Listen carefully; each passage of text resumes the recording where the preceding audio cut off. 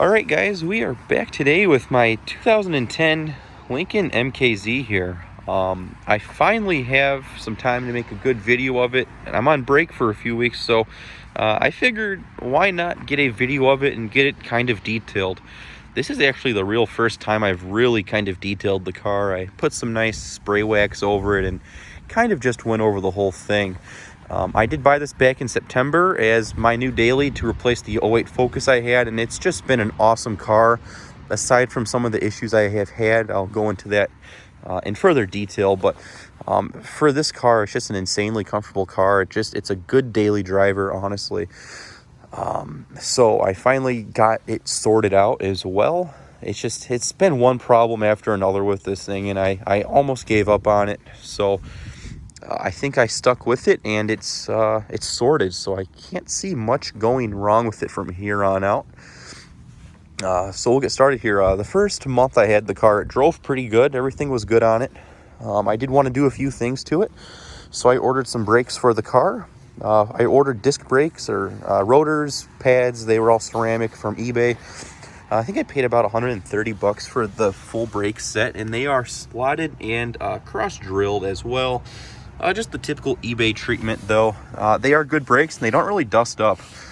So it's been kind of a weird trend with this thing. It's every time I try to do something to this car, it just seems to fight back and it doesn't want to get help. So when I did the rotors on the car, I was able to get the rotors off, and there's these little star pins that hold the rotors on, and I could not get them out. They were seized in there, so I had to drill those out. And then I went to do the caliper stuck on me. And at that point, I just finished this side and I put it together and I gave it to my mechanic because all the other sides were just as corroded and the bolts were stuck in the rotors.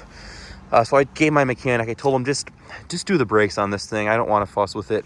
And then on top of that, I couldn't even do the brakes because the wheel locks that were on this car, wherever this car ended up in auction, somebody stole the wheel lock out of the trunk or the console.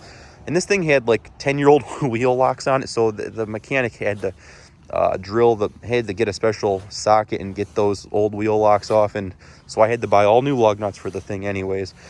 So I couldn't have even attempted to do the rears. So at that point I said, just do the brakes. I did buy struts for it because it didn't really need the struts, but I figured I might as well just do the struts and the brakes and get it knocked out at once. As you can see, they're nice and shiny under there. So it's got new front and rear struts. It rides really good actually now, and it handles pretty good considering what this is. And as you can see, it's got basically brand new Michelin tires on it. This tire was hit in the crash, so they threw some old bald Michelin on. So I eventually had that replaced. I bought this on, I think, eBay. It's basically a brand new tire. It's got the little nipples on it still, but it's practically a brand new Michelin tire on there, and it matches all the other ones now. So that was pretty cool that I have a full nice set of tires, so I got to worry about that for a while. And I know in the last video I did show the rust. I knew that going into this, thinking I could probably do a quick fix on it, and I thought I did a really good job at it when I first finished the rust. I did all the prep work. I thought I did it properly. So I put some rust inhibitor in there, and again I took it down the bare metal and painted it and coated it. I got a color matched can to this paint. And as you can see, about a week later, it started rusting right through. So at this point, I'm just going to continue to touch it up here and there. But there's the damage to the rust. It doesn't appear to want to be getting better. Again, it's still fighting me. It doesn't want to get nice. So I've kind of just given up on it, and I've come to accept that this is as nice as the car is really going to get. And then I did some rust repair on the roof. I thought I had lost my can of touch-up paint. I just found it, so I just did some primer on the roof, and I was going to buy a touch-up can and just paint it on with the brush, but I did find the can, so I'm going to probably dust this in.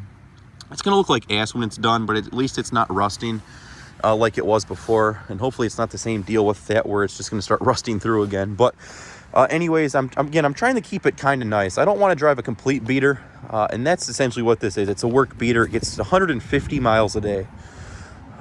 So it was a great car, a fantastic car the first month. I got the window tint put on. I do have 5% on that glass, 20% all around.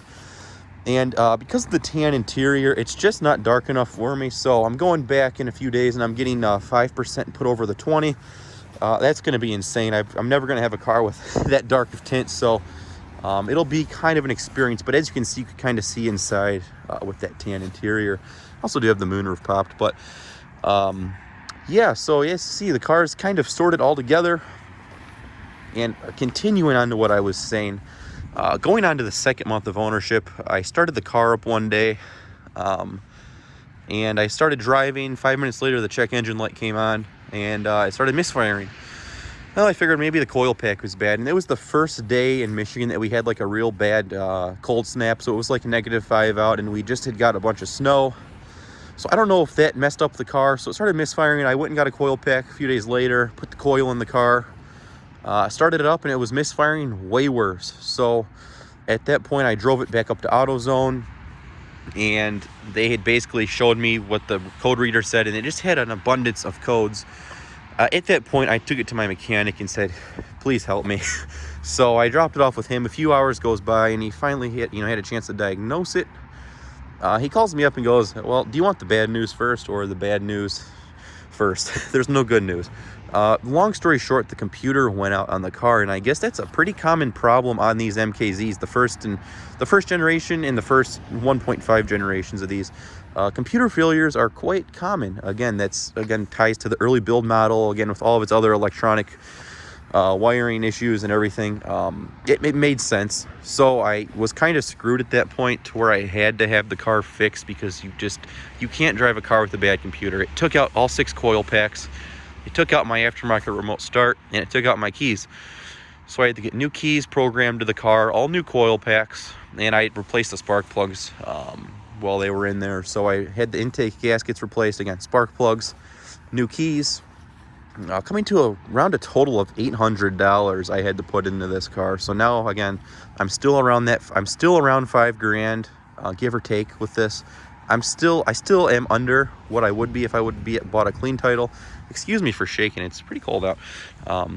But so it's still a sorted car now. I think we're finally sorted, and that's why I had bought the Saturn, just to have a little backup vehicle. But it's really given me pretty much bullshit-free ownership as of now. So the only issue I have is this headlight is leaking really bad. I don't even know where it's coming from. It's one of those things to where it's not that nice of a car, but it's, I don't care. I don't want to say it's a bad car at all. It's still a really nice car for what it is.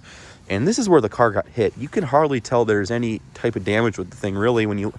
Let's look right here. The gap is a little big, but all Fords have hood gaps from the factory, so that can be easily written off as such. And then down here, I bought some Lamex yellow fog light film for my blue Focus right before I sold it, and I never put the film on. So I cut some little circles. I made them smaller, and I put the film over these fog lights. It didn't go on perfectly because these fog lights are kind of cone-ish. They have like a cone design, so you can't really lay the film flat. But they still stuck on there, and I have yellow fog lights now, and it kind of looks... The contrast is cool because these are HID projectors, so at night the car has a really cool look to it. And if I hit the unlock button here, it is sunny out still, but yeah, it won't turn them on right now. I must have the lights off. But anyhow, that is kind of cool. And we'll go over the interior and check it out. And again, it's the first real time I've really detailed it. So looking at the interior here, I really like these Lincoln lit up door sills. They light up at night. You see the seat right here, and the seats really do look good, and they're comfortable, and they came out really nice considering the way I bought them.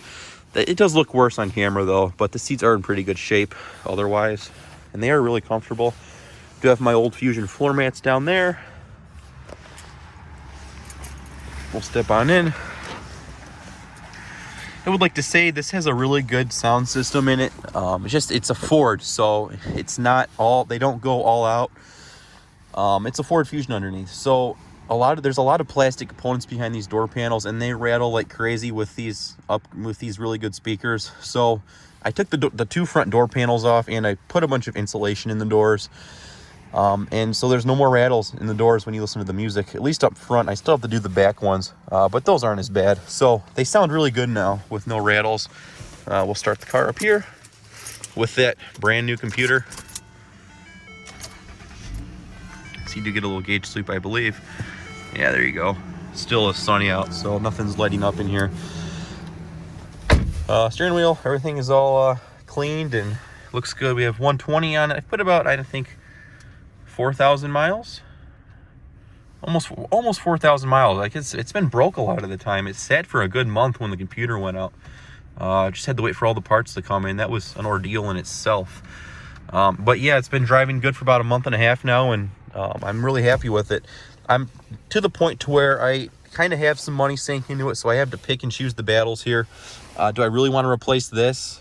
I'm probably not. I did before all the issues started happening, but I'm just going to leave it. I'm not going to replace the shifter, because if I replace the shifter, the motor's probably going to blow on it. That'll just be my luck. So we're just going to leave the shifter here, and everything else is surprisingly in good condition otherwise. So it's just weird how this shifter wore the way it did, considering the steering wheel is pretty clean. There's a little wear mark right there, but all things considering, this tan interior is pretty clean. We'll close the moonroof up there. I did run my dash cam wires. I do have to poke that back, tuck that back still, but I do have my dash cam now. I finally have it routed after 4 months. I just went to town on it. So then the headlights right there. Pop the trunk and the hood. Give a little rev. Just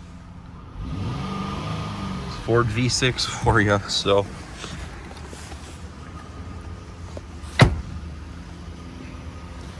does have easy fuel as well. That's a feature I really miss having from my Focus ST. That was the last car I owned with easy fuel. But anyways, there's the trunk. I really don't use it a whole lot. You can tumble your seat right there. Does fold real nice, and you have your big 6x9s back there, and those things just sound amazing. That's one thing this car really does rock out on, is the sound system. So I see that will go flat. But yeah, coming back here, you see the seats back here in really good shape otherwise. There's some all-weather floor mats back here, and I just blew everything out. So armrest right there. So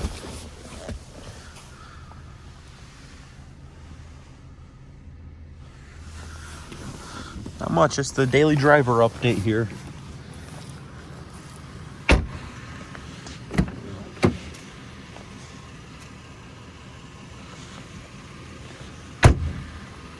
There's little miscellaneous scratches all throughout, but that's to be expected with it. So we'll look under the hood real fast, and I'll show you the new computer and the new coils, if we can see them. I forgot how to open the hood. It's been so long. So the hood latches over here. I think we can look at the coils. Yeah, you can see them back there. All those brand new glossy coil packs, and the new computer down here. What a bad design, though, outside of the firewall. I really think they should have put the computers on the insides of the vehicles, but yeah, that's how they are, I guess, today. And you see the new struts right there, and the 3.5 ticking away fine. I think the only thing that's going to take this vehicle out is probably a failed water pump at some point, but it appears the 2009 and 2011 3.5s seem to be the best ones. So we'll see how it goes, though. So as usual, guys, hope you enjoyed the update on the daily driver. Thanks for watching.